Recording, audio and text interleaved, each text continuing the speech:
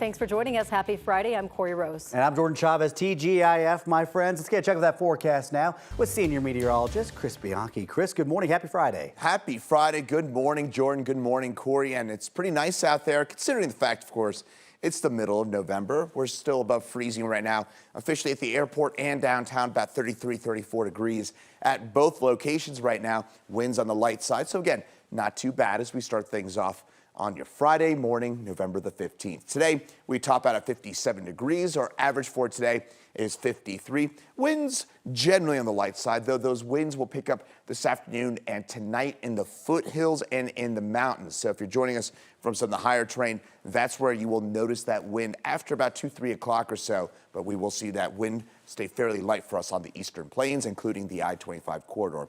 Forecast highs for today, mostly around our averages for this time. You're pretty close, within about 5-ish degrees of average across most of the state. Radar on the quiet side right now, but you look off to the west, there's our next storm system. This one will spin its way in our direction and bring some mountain snowfall tomorrow to the high country. Today, again, we're mostly on the quiet side. Tonight, we see some clouds increase in the high country, and we'll see a few of those snow showers spread the way in along and north of I-70 with the potential for 1 to 4 inches of accumulation in those areas. Winds right now, not a factor, but those winds will pick up later today. Of details on our next chance for snow in the Denver area, which comes next Tuesday. Details on that for you in just a couple minutes. Keely? All right, thanks, Chris, and things pretty quiet out on the roadways right now at this 5 o'clock hour Friday morning. Although we do have one incident, I want to take you to the traffic maps to show you there is a stalled vehicle, and this is on the 6th, Highway 6 after Sheridan Boulevard, westbound Highway 6. The right lane is blocked there. Certainly not seeing any problems or any backups created at this hour, but it's just something to think of or keep in mind if you're heading out anytime soon. So a few travel times. You got the green light westbound I-70, E470 to I-76. That'll take you an easy 13 minutes. We're looking at the green light as well. Southbound I-25, 144th Avenue down to I-76. That'll take you about 8 minutes. We're looking at about a 10-minute commute. So you got the green light as well. Southbound I-225, I-70 to I-25. And if you're heading westbound I-76, E470 to Commerce City, you got the green light, 10 minutes. All right, Keely, thank you. Right now, charges are pending against the driver who hit a state trooper in El Paso County. The crash injured Trooper Tyler Atkins. The crash happened along Highway 150 in El Paso County on Wednesday. Troopers say the driver swerved over to the right shoulder of the road and hit Trooper Atkins' patrol car while he was inside. State troopers believe the driver was under the influence. Our partners at KRDO report that Atkins is okay and he is now resting at home. 1 month ago today, SWAT raided an apartment in Elizabeth after serving a warrant, leaving behind extensive damage. Since then, the owners tried to get police to pay, but they're stuck with thousands of dollars in damage. Jan Fitzgerald and her husband, Steve, own the apartment. They say they were left with $20,000 worth of damages, which include blown out windows and bullet holes. Jan tried asking the town of Elizabeth for help with repairs, but she was told they were responsible for the damages. What do you do? Where do you go? How do you get help? You know, I was never given anything from the police department. I was never given any warning that this was going on. I could see different ways that they could have handled this completely differently. Under current state law, the Elizabeth town manager says the town is not responsible.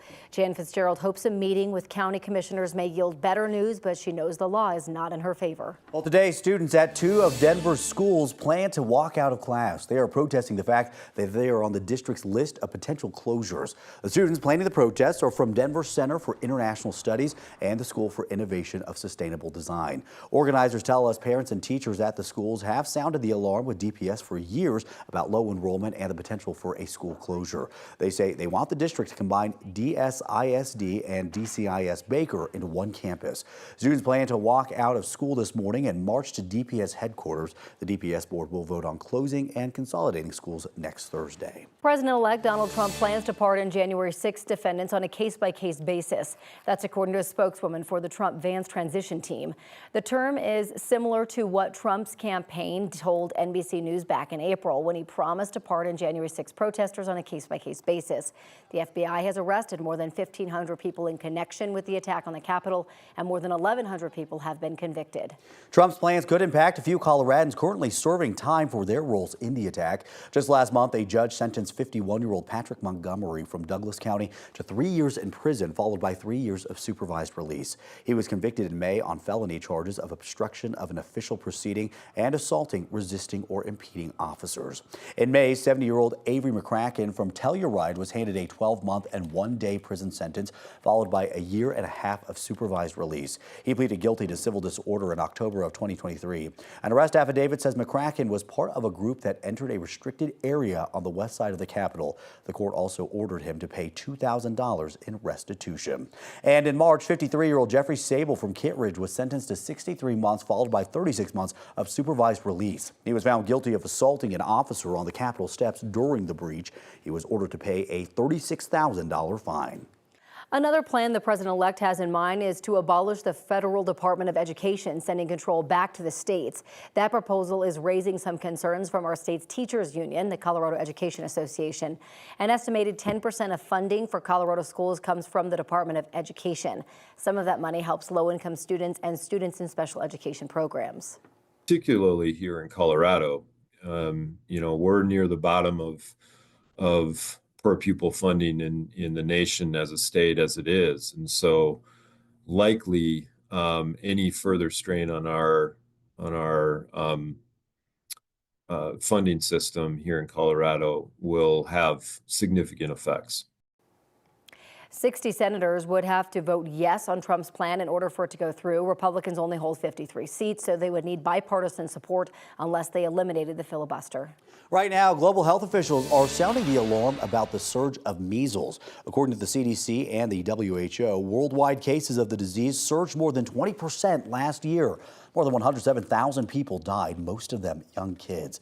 Health officials blame the rise on falling vaccination levels during and after the COVID-19 pandemic. The CDC has reported at least 266 measles cases in the U.S. so far this year. Mortgage rates have stayed consistently high over the last 6 weeks, but the good news is the climb leveled off this week. According to data from Freddie Mac, the average 30-year fixed-rate mortgage is at 6.78%. That's down by just 1/100% from last month. It's a big drop from a year ago, though, when the average was 7.44%, but it's well above the 3.11% average from December of 2021. While mortgage rates remain steadily high, Americans could get more relief soon via interest rate cuts from the Federal Reserve. Fed Chair Jerome Powell says more rate cuts are likely, but he suggested that they might not be that much lower over the next few months. Powell said the cuts could happen because the economy's current trends are expected to stay that way for a little while. That includes a slowing job market and cooling inflation.